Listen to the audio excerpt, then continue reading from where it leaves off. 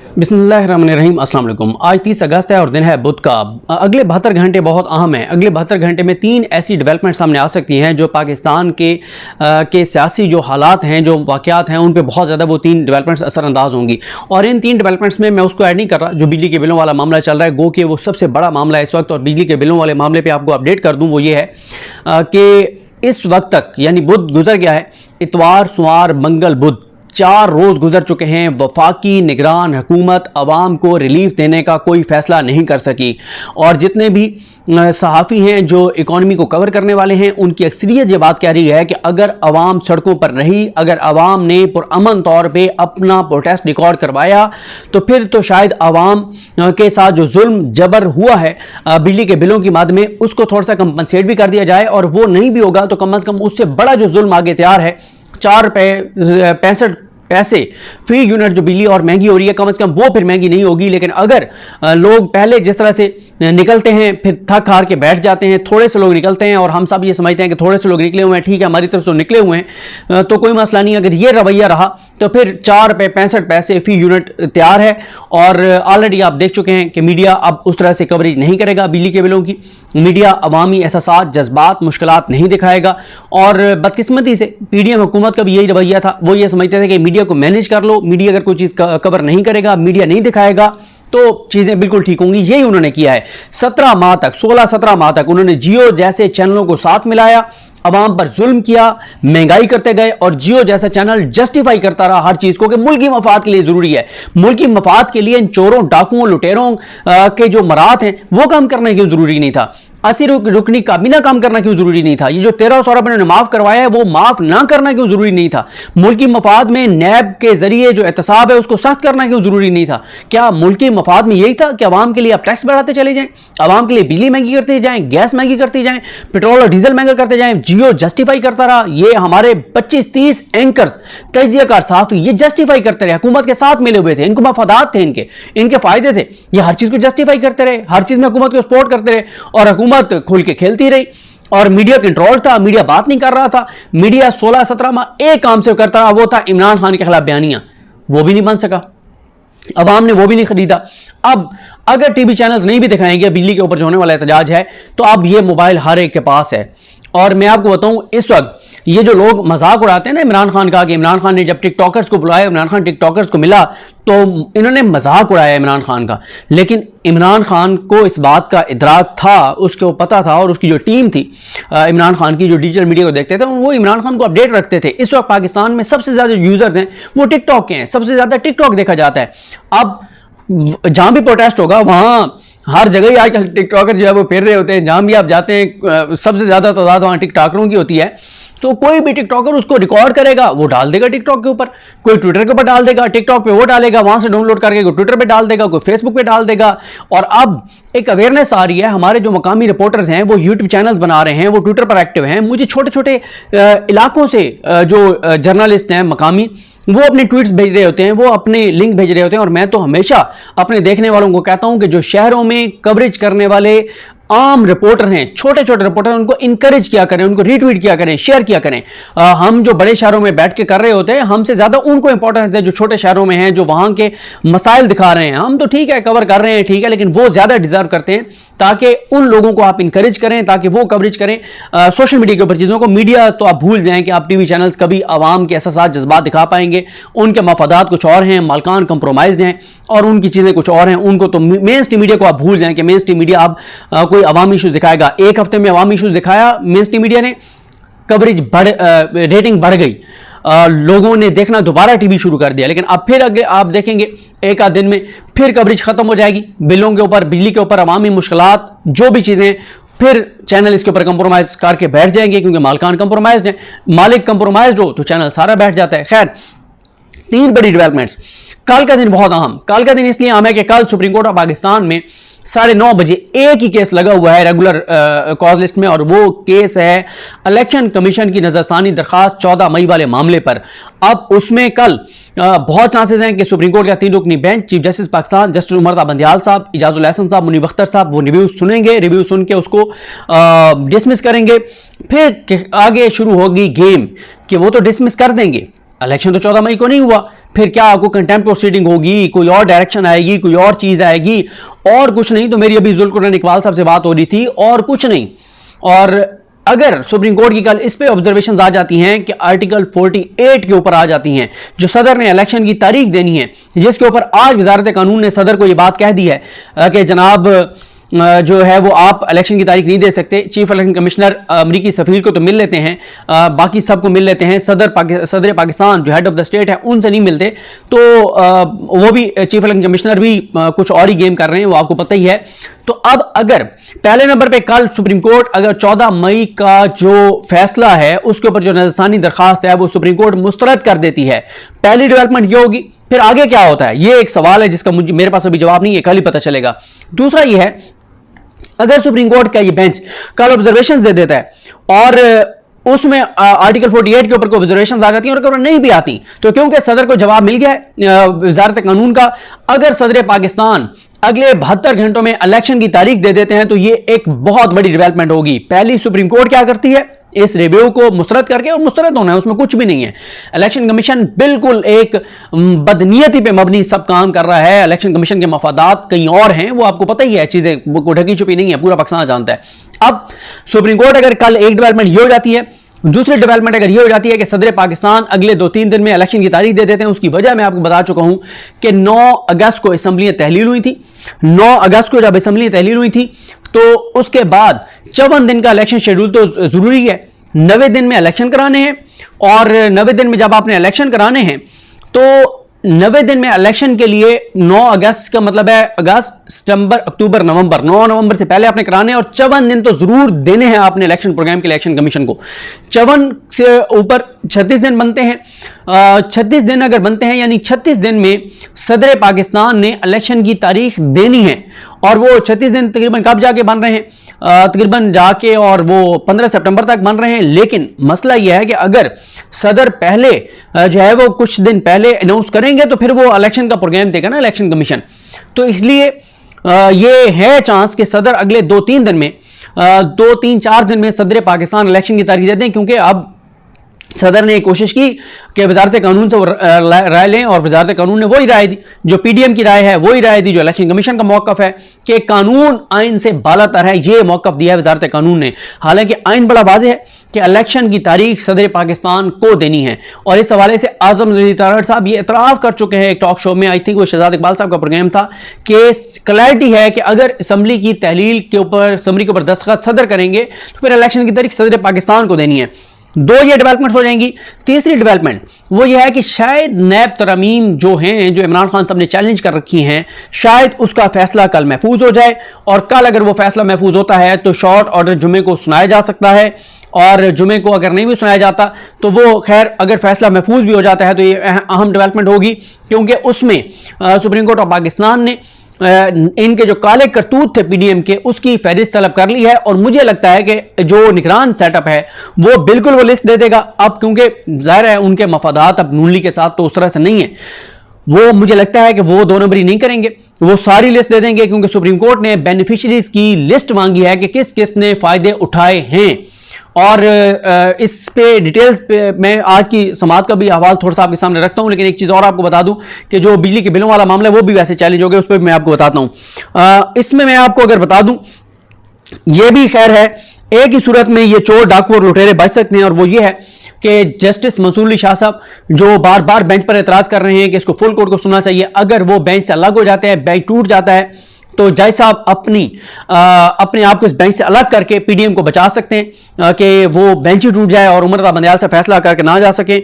Otherwise कोई और option नहीं है, और वाज़ेह तौर पर यह नजर आ रहा है कि ये जो चोरों, डाकुओं, लुटेरों ने जो NRO 2 लिया है, इस NRO 2 की फहरिस्त उमर रज़ा बंदयाल साहब ने तलब कर ली है, अपडेटेड लिस्ट, कि हमें अपडेट करें कि इन्होंने किस किस ने इससे जो है वो फायदा उठाया है। इलेक्शन कमीशन की भी एक अपडेट है, वो भी मैं आपके सामने रखता हूं। इलेक्शन कमीशन वाली पहले आपको बता देता हूं, क्योंकि ये भी साथ जुड़ी हुई है डेवलपमेंट से सारी, क्योंकि ये सारी डेवलपमेंट साथ जुड़ी हुई है। इलेक्शन कमीशन का आलामिया आपके सामने रख देता हूं। इलेक्शन कमीशन की आइंदा आम इंतखाबात पर सियासी जमातों के साथ मुशावरत जारी। ANP, BNP और बाप के नुमाइंदे आज इलेक्शन कमीशन आए।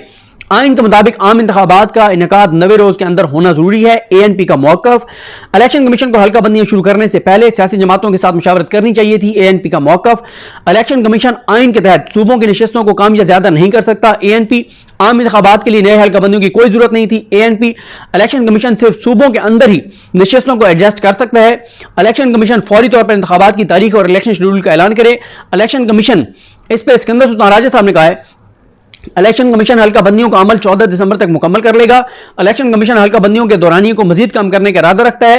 इलेक्शन कमीशन हल्का बंदियां मुकम्मल होते ही साथ ही इलेक्शन का शेड्यूल का ऐलान कर देगा। और ये बदनीयती है वाज़े तौर पर। भाई बात वही है जो कमर दिलशाद साहब ने बताई है कि इलेक्शन मई में होने हैं, उससे पहले इलेक्शन नहीं इन्होंने करवाने। सिकंदर सुल्तान राजा साहब ने ये ड्रामे कर रहे हैं। भाई आप आज कहते हैं ना कि 14 दिसंबर को मुकम्मल होंगे, इस तारीख को इलेक्शन होगा, बात खत्म हो जाएगी। आप इलेक्शन प्रोग्राम क्यों नहीं दे रहे? क्योंकि आपके जहन में आपकी बात नियति है, आपने इलेक्शन नहीं कराने। चीफ इलेक्शन कमिश्नर कहते हैं कि मुमकिन है हल्का बंदियों के दौरानी को कम करने के साथ ही इलेक्शन कमीशन इंतखाबी शेड्यूल जारी कर दे। बलूचिस्तान अवामी पार्टी ने इलेक्शन कमीशन के असर 9 हल्का बंदियों करने के फैसले की हिमायत की। इलेक्शन कमीशन मतलब इन्होंने बहरहाल सपोर्ट किया है, लंबी चौड़ी बात इनकी क्या करनी है, लेकिन ANP ने बहरहाल जो है वो मुखालफत की है। अब आ जाएं जो आज समाअत हुई है सुप्रीम कोर्ट में, नैब जो तरमीम है, इमरान खान ने इसको चैलेंज किया था। ख्वाजा साहब इमरान खान के वकील हैं। जैसे ही समाअत शुरू हुई तो अटॉर्नी जनरल रोस्टम पर आए, उन्होंने चीफ जस्टिस ने उनको गुड टू सी यू कहा। अटॉर्नी जनरल ने कहा कि मुझे अदालत के 2 मिनट चाहिए। मेरे हवाले से खबर में कहा गया कि मैंने प्रैक्टिस एंड प्रोसीजर एक्ट में खामियों को तस्लीम किया है। यह तो अदालती हुक्म का हिस्सा है, चीफ जस्टिस ने कहा। अदालत के सामने मुतलका हुक्म पढ़ना चाहता हूँ, अटॉर्नी जनरल ने कहा। अटॉर्नी जनरल कहते हैं कि मैंने कहा था कि प्रैक्टिस एंड प्रोसीजर और नजरसानी एक्ट ओवरलैप करते हैं। मेरे सामने अखबार है जिसमें मुझसे मंसूब बात छपी है। खबर के मुताबिक मुझसे मंसूब किया गया कि मैंने नकाइस तस्लीम किए। उस पर चीफ जस्टिस ने कहा कि समझ नहीं आ रही अंग्रेजी अखबारात में खबर रिपोर्टर के नाम से शायद क्यों नहीं की जा रही। मालूम नहीं कि क्या ये सेंसरशिप का नया तरीका आया है। कुछ चीफ जस्टिस ने नैब तरमीम के वाले से कहा कि कुछ तरमीम बहुत जहानत के साथ की गई। अटॉर्नी जनरल साहब आपने तो तस्लीम किया कि कानून में मुताबिकत नहीं, जो कानून साजी की गई उससे चीफ जस्टिस पाकिस्तान को रबर स्टैंप बना दिया गया। ये जो 8 रुकनी बेंच जो सुन रहा है, जो चीफ जस्टिस को पाबंद किया गया कि उन्होंने बेंच कैसे बनाना है, उसकी तरफ चीफ जस्टिस इशारा कर रहे हैं। हमने देखा कि अगस्त में पार्लियामेंट कानून साजी के लिए बहुत मुतहरिक रही। प्रैक्टिस एंड प्रोसीजर और रिव्यू एक्ट पर नजरसानी तरजीहात में नहीं थी। अटॉर्नी जनरल साहब हम आपकी वजाहत को तस्लीम करते हैं। तो अटॉर्नी जनरल ने कहा कि पार्लियामान रिव्यू एक्ट पर सुप्रीम कोर्ट के फैसले की मुंतजिर थी। चीफ जस्टिस ने कहा कि अटॉर्नी जनरल साहब आपकी हर बात मानेंगे मगर यह बात तस्लीम नहीं करेंगे। उसके बाद चीफ जस्टिस ने कहा कि एहतसाब जमहूरियत की बुनियाद होता है। इंतखाबात और वोट भी हुकूमत और अरकान पार्लियामेंट के एहतसाब का तरीका है। नैब तरमीम से कई जराइम को खत्म किया गया, कुछ की हैसियत तब्दील की गई। ये सारे वो चार्जशीट कर रहे हैं इन चोरों डाकुओं लुटेरों ने जो पार्लियामेंट के अंदर किया, अपनी जात अपने मफाद के लिए, अवाम के लिए कुछ नहीं किया, कौम के लिए कुछ नहीं किया, जो किया अपनी जात के लिए किया। उसके बाद चीफ जस्टिस कहते हैं कि नैब कम से कम हद 50 करोड़ करने से कई मुकदमात नैब के दायरा इख्तियार से बाहर किए गए। नैब एक मुलजिम पर कई मुकदमात बना लेता है जिनमें सैकड़ों गवाहान होते हैं। सैकड़ों गवाहान की वजह से नैब मुकदमात की कई साल तक समाअत करता रहता है। असल चीज करप्शन के पैसे की रिकवरी है। रिकवरी ना भी हो तो कम अज कम जिम्मेदारी की निशानदेही और सजा जरूरी है। यह दुरुस्त है कि नैब कवानीन में कई खामियां हैं और इसका इतलाक भी दुरुस्त अंदाज में नहीं किया गया। उसके बाद supreme court chief justice Pakistan ने कहा कि हमें अपडेटेड लिस्ट दी जाए कि किस किस ने नई तरमीम से फायदा उठाया है। जाहिर है सारे चोर डाकू लुटेरे बरी हो गए और ये सिर्फ नहीं चीफ जस्टिस को मंगवाना चाहिए, चीफ जस्टिस को वो केस भी लगाना चाहिए जिसमें जो इन्होंने ट्रांसफर किए थे, तब्दीलियां की थी, जो ECL से नाम निकलवाए थे, जो ब्लैक लिस्ट वो स्टॉप लिस्ट से नाम लिखवाए थे, वो चीज़ भी चीफ जस्टिस को टेकअप करनी चाहिए। उसके बाद चीफ जस्टिस ने कहा कि नैब पहले दिसंबर और जनवरी में भी लिस्ट दे चुका है, हमें अब तक की अपडेटेड फहरिस्त फराम की जाए। मौजूदा केस में अहम नुकता यह है कि पूरे कानून को बेतरतीब कर दिया गया। दरखास्त गुजार ने एहतसाब के मेयार के लिए कुछ इस्लामी मिसालें दी। एहतसाब जमहूरी अमल की बुनियाद है। 5 साल के बाद वोट होना भी एहतसाब का अमल है। इस केस में बहुत से जराइम या तो ख़त्म कर दिए गए या तब्दील कर दिए गए। नैब तरमीम के जरिए शवाहिद के तरीक़ाकार को तब्दील किया गया। शवाहिद के अमल को बहुत मुश्किल बना दिया गया। नैब तरमीम से इस्तिस्ना भी दिया गया। तरमीम से 5 करोड़ की शर्त लगाकर भी एक बार लगा दिया गया। हम जानना चाहेंगे कि कैसे तरमीम से जो है वो जराइम को ख़त्म किया गया। तरमीम से ख़त्म होने वाले जराइम दूसरे कवानीन में आज भी जराइम हैं। उसके बाद चीफ जस्टिस ने कहा कि नैब तरमीम से कई जराइम को ख़त्म किया गया, कुछ की हैसियत तब्दील की गई। तो ये सारी चीज़ें, उसके बाद चीफ जस्टिस ने कहा कि अदालत ये तय नहीं कर सकती कि 50 करोड़ दुरुस्त है या नहीं। अदालत को मुतमईन करें कि कोई जुर्म ख़त्म नहीं किया। बहुत सी अच्छी तरमीम भी की गई हैं। अपील का हक, जमानत, रिमांड वाली अच्छी तरमीम है। ये सब तरमीम इंसानियत की बुनियाद पर की गई। बगैर सजा के लोग सालों जेलों में रहते हैं। उसके बाद उन्होंने, चीफ जस्टिस ने यह भी कहा कि हमें बताएं कि तरमीम से नैब कानून कैसे डिक्रिमिनलाइज नहीं हुआ। आपका मौक़िफ़ है कि नैब कानून को तरमीम के जरिए स्ट्रक्चर्ड जो है वो किया गया। नैब तरमीम में करप्शन केसेस की हद को 50 करोड़ कर दिया गया। इस तरह से कि 50 करोड़ से ऊपर वाले एक फोरम पर जाएंगे और कम वाले दूसरे उस पे फोरम पे जाएंगे। तो मसला इसमें एक और भी है, जिसका मैं आपको बता दूं कि एक पहले इन्होंने ये काम किया था कि 50 करोड़ से कम वाले दीगर फोरम्स में जाएंगे। फिर इन्होंने ये किया कि जो नैब के पास केसेस आए उसमें चेयरमैन नैब को इख्तियार दिया गया कि वो हमेशा के लिए बंद कर दे केस। और इसमें मैं आपको एक चीज बता दूं कि चीफ जस्टिस ने इस केस में या दूसरे केस में नैब का तमाम रिकॉर्ड मंगवाया था। तमाम मेगा करप्शन स्कैंडल्स के रिकॉर्ड मंगवा के उसको कंप्यूटराइज किया गया था। उसको सॉफ्ट कॉपी उसकी रखवाई गई थी, हार्ड कॉपी रखवाई गई थी, बयान हल्फी लिए गए थे ताकि कोई उसमें रद्दोबदल ना हो। क्योंकि आपको पता ना, ये भी बड़ा इनका मसला है कि ये कागजात में तब्दीली कर देते हैं, रिकॉर्ड चोरी हो जाता है, आग लग जाती है। सुप्रीम कोर्ट ने उसको भी यकीनी बनाया था। उसके बाद मंसूर अली शाह साहब पहले दिन से इन तरमीम को सपोर्ट कर रहे हैं। वो ये समझते हैं कि करप्शन इस मुल्क का शायद बड़ा मसला नहीं है। मंसूर अली शाह साहब पूरा इन चोरों, टाकुओं, लुटेरों ने जो तरमीम की उसको मुकम्मल तौर पर सपोर्ट कर रहे हैं पार्लियामेंट की बालादस्ती के नाम पर। मंसूर अली शाह साहब कहते हैं कि नैब तरमीम इतना ही बड़ा मसला होती तो कोई शहरी ने चैलेंज करता। किसी मालियाती इदारे ने तरमीम चैलेंज की, ना ही किसी सियासी जमात ने। अदालत से रजू ऐसे शख्स ने किया जो खुद पार्लियामान से भागा हुआ है। नैब तरमीम किन बुनियादी हकूक से मुतसादिम है, आज तक सामने नहीं आ सका। इमरान खान को कह रहे हैं कि तो खुद पार्लियामेंट से भाग गया था, पार्लियामेंट छोड़ गया था, तो उसने चैलेंज कर दिया। एक और मैं आपको बात बता दूं, ये बार बार कहा जाता ना कि इमरान खान पार्लियामेंट ना छोड़ता, पार्लियामेंट में बैठता। वो बैठता भी सही तो कानून तो वो नहीं रोक सकता था, उसके पास तो अक्सरियत नहीं थी। 25 बंदे तो उसके अपनी जमात के लोटे बन गए थे, बना दिए गए थे। उसके बाद मंसूर अली शाह साहब कहते हैं, अजीब सी बात है कि इस मुकदमे को हम इतने अरसे से सुन क्यों रहे हैं। तो उस पर फिर ज़ाहिर है उमरता बंदयाल साहब ने भी बात की कि नैब तरमीम को माजी से मुअस्सर किया गया। मखदूम अली खान साहब ने कहा है चीफ जस्टिस को कि आपने हलफ उठाया हुआ है कि आपने फैसला अच्छे या बुरे पर नहीं करने, आपने मामले का फैसला हलफ और आईनी मेयार पर करना है। नैब ने छोटी मालियत के केसेस भी बनाए। बलोचिस्तान हाई कोर्ट ने नैब के छोटे मालियत के केसेस पर ऑब्जर्वेशन दी। क्या एहतसाब करना सिर्फ नैब का काम है? एहतसाब के दूसरे इदारे भी मौजूद हैं। 1947 से 1999 तक नैब का इदारा नहीं था। तो इस पर चीफ जस्टिस ने कहा कि नैब के इदारे को पार्लियामान ने क्यों फिर ख़त्म नहीं किया, ख़त्म कर देते। मखदूम अली खान साहब ने कहा, जो वफाकी हुकूमत जो पिछली थी, शहबाज शरीफ की उसके वकील हैं, उन्होंने कहा कि नैब कानून हमेशा से बुरा और काला कानून तस्वर किया गया। पार्लियामान का इख्तियार है कि इदारे को ख़त्म कर दे या कानून में तरमीम कर दे। पार्लियामान ने नैब कानून में तरमीम का फैसला किया। चीफ जस्टिस ने कहा कि नैब तरमीम में इंक्वायरी की सतह पर गिरफ्तारी खत्म कर दी गई। बाद में इंक्वायरी स्टेज पर गिरफ्तारी न करने की शिक खत्म कर दी गई, क्योंकि ज़ाहिर है उस वक्त इमरान खान का मामला आ गया था। इमरान खान को क्योंकि गिरफ्तार करना था तो उसके लिए फिर और तब्दीलियाँ कर दी गई। रिमांड जो 14 दिन का किया गया उसको 30 दिन कर दिया गया, सिर्फ इमरान खान के गिर्द घुमाने के लिए। फिर नैब कानून को सख्त किया गया। जब अपनी बारी थी उसको ख़त्म करके NRO लिया, 1300 अरब के माफ़ करवा लिए सारे केसेस चोरों, डाकुओं, लुटेरों ने। जब इमरान खान को नैब केस में पकड़ना था फिर सख्त कर दिए कानून। उसके बाद चीफ जस्टिस ने कहा कि करप्शन से माशरे में मसाइल पैदा होते हैं। अच्छी ज़िंदगी गुजारने के हक में आइन गारंटी देता है। पब्लिक प्रॉपर्टीज़ अवाम की मलकियत होती हैं। तरमीम में शवाहिद पेश करने के तरीक़ेकार को मुश्किल बना दिया गया। आप कहते हैं कि तरमीम के खिलाफ अवाम ने अदलिया से रजू नहीं किया। आज नोटिस करें तो हज़ारों लोग आ जाएंगे। फिर मखदूम अली खान साहब ने कहा आप करें नोटिस, जिसने आना होगा वो आ जाएगा। फिर उस पर चीफ जस्टिस ने कहा कि ये बात 1 साल पहले करते, अब तो वक्त कम रह गया है, क्यों ना मामला इंतखाबात के बाद आने वाली पार्लियामेंट के लिए छोड़ दिया जाए, ये मंसूर अली शाह साहब कह रहे हैं। तो बहरहाल अब देखते हैं। चीफ जस्टिस ने यह भी कहा कि अवामी रकम का अवामी फलाह के अलावा कोई और इस्तेमाल करप्शन है।